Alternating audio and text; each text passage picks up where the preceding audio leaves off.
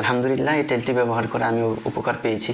এখন আর আমার ব্যথার ওষুধ খেতে হয় না, যা শত শত বছর আগে থেকেই আয়ুর্বেদরা ব্যথার জন্য ব্যবহার করে আসছেন।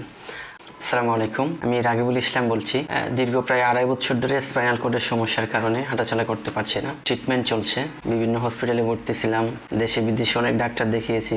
MRI, CT scan, spinal DSA, CSF study থেকে শুরু করে যত ধরনের পরীক্ষা নিরীক্ষা করা দরকার সব করা হয়েছে। ডায়াগনোসিস করা হয়েছে LETM, লঞ্জিটিউডিনালি এক্সটেন্সিভ ট্রান্সভার্স মাইলিটিস। যেহেতু আমার স্পাইনাল কর্ডের সমস্যা, স্পাইনাল কর্ডের সমস্যার সাথে ব্যথার একটা সরাসরি সম্পর্ক থাকে, তাই যতগুলো ডাক্তার দেখিয়েছি প্রত্যেক ডাক্তারই আমাকে ব্যথার ওষুধ দিয়েছেন। আমি চেষ্টা করি ব্যথার ওষুধ কিভাবে এড়িয়ে চলা যায়, কারণ ব্যথার ওষুধ ব্যথা কমালেও দীর্ঘমেয়াদী একটা সাইড এফেক্ট তৈরি করে, ওখান থেকে আবার অন্য ডিজিজের সৃষ্টি হতে পারে।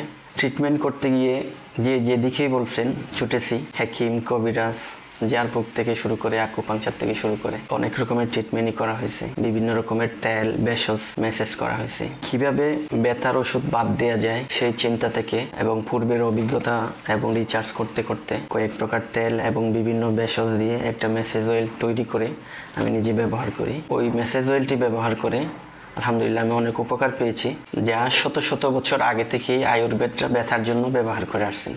আলহামদুলিল্লাহ এই তেলটি ব্যবহার করে আমি উপকার পেয়েছি।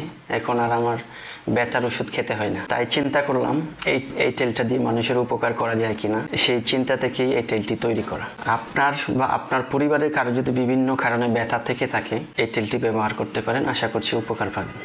ধন্যবাদ।